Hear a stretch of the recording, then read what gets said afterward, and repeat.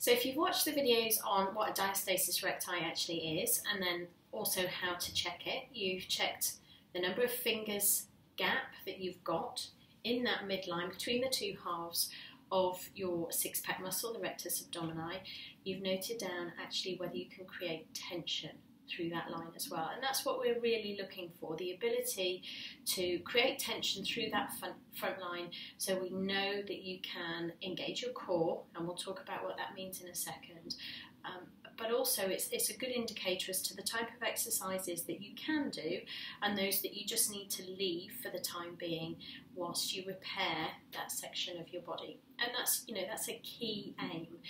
We all want our flat tummies, and if we don't address any separation of the abdominals, then that is not going to happen long term. There are other things obviously you have to do. Flat tummies don't come easy, but healing what's underneath that you can't actually see is really, really important. Okay, so if you have found that you've got a separation of the abdominals there, or there might be quite a narrow gap, but you're not quite able to create that tension and prevent the fingers going into the gap as you brought your head up off the floor, then it's particularly important that you avoid exercises that put too much pressure through that abdomen. Okay, so anything that puts you in a forward lying position, like a press up, a plank, anything like that where your belly will hang down towards the floor, please avoid. Similarly, any sit-ups, any crunches, anything that forces that compression and that outward bulging of the abdomen, please avoid. So the question is, what can you do? Well, I would say the first thing to do is to focus on something called core breathing, or that I call core breathing. And what we're looking at there is almost a relaxation technique, so it's helpful when the children are getting to you as well. But it's a way to tune in to those abdominal muscles, but also to get that pelvic floor working a little bit as well. And being able to tighten as well as relax that pelvic floor is again a very key part of achieving and maintaining core strength and stability. So to start with, just start with one hand on your chest, one hand on your abdomen. Okay, and just breathe normally here. So the first time you do this, make sure you've got 5 or 10 minutes where you can just sit somewhere you're not going to be disturbed and you can just concentrate on this. I know it's breathing and we do it naturally every day, but this type of breathing may seem a little bit awkward at first. So now start to notice which of these two hands is moving the most. Is it actually the one on your chest? If it is, it means your breathing is quite shallow, like when you've been exerting. Okay, and what I want you to gently do is channel that breath a little deeper into your body. Start to breathe in through the nose and out through the mouth. And start to see your whole torso as a pump. So as the air comes into your mouth, that pump is going to fill with air and expand. So as you take your next breath in through the nose, I want you to allow that abdomen to expand outwards. So feel your belly relax out into your hand. You might feel your pelvic floor also soften down. So sometimes it's useful to do this sitting on a firm surface where you can feel that difference on your pelvic floor. So just relax as you breathe out through the mouth, and again on that in-breath, allow the belly to relax. You might also feel the ribs go wider as well, but we want the shoulders to stay as they are, completely relaxed. Once you've got that rhythm of breath established, take both hands, find the hip bones at the front, and then just walk them in about 1 inch, so there's a little bit more give there. And again, breathe in, relax the belly out into those fingers. Now as you breathe out through the mouth, try and squeeze those muscles to feel like you're pulling the fingers of the left and the right hand together. Then as you breathe in, let it all go. Breathe out again and tighten. So it's like we're drawing a line. Okay, now you'll see on my top here, I've actually got a smile.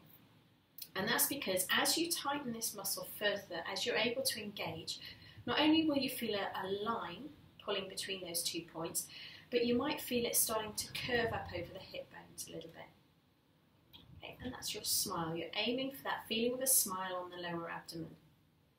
In time, you may feel this go around the back as well. You might feel it in the lower back either side of the spine. And that's because one of the muscles we're targeting here is literally like a corset. It goes all the way around your abdomen, attaching to one side of your spine, coming round, fixing onto the other side. So remember, breathe in and relax, breathe out and squeeze, tighten. So it's like bracing, as if something's coming towards your abdomen.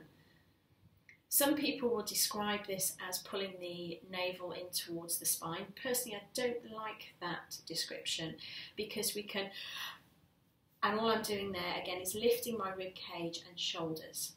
So as you breathe out, think of squeezing and tightening. It's a slightly different feeling, and those shoulders and the rib cage stay relaxed. Now, if you want to bring the pelvic floor on this as well, as you breathe in, you're going to let it go. Let it relax. Feel yourself sitting heavy into the chair. Okay, it's a relaxed feeling. There is no bearing down. Now, as you breathe out, start around the back passage, just gently lifting up as if you're holding in wind. Breathe in and let it relax. Breathe out, tighten and lift.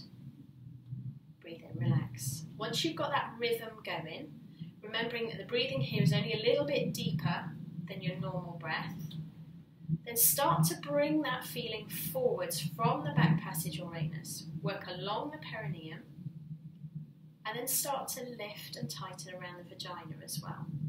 So almost feel like you're closing the vagina and drawing it up, and then relaxing it down and opening. So almost like a flower. Okay, so as you breathe out, it closes and lifts, and as you breathe in, it descends and opens. So from the beginning, you might want to separate those two elements, do a little bit of work relaxing and tightening the abdomen, and then separately do a little bit of work lifting and then releasing and relaxing that pelvic floor. And please remember, releasing and relaxing the pelvic floor is just as important as being able to tighten and lift it. Okay. As you get the hang of the breathing, and a lot of people do say it's completely the wrong way round to how they normally breathe, so that's natural, bear with it and keep trying. You might want to bring those two things together. So breathe in, relax the abdomen, soften the pelvic floor, breathe out, squeeze the abdomen, lift the pelvic floor at the same time. Okay, and just this very simple breathing exercise connects all of your core musculature, and it will start the process of healing that diastasis recti as well.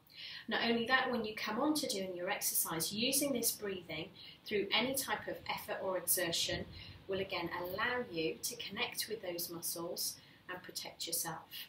Okay, so have a go, let me know what you think, and if you've got any questions, just ping me a message. All right, good luck, have fun, and happy breathing.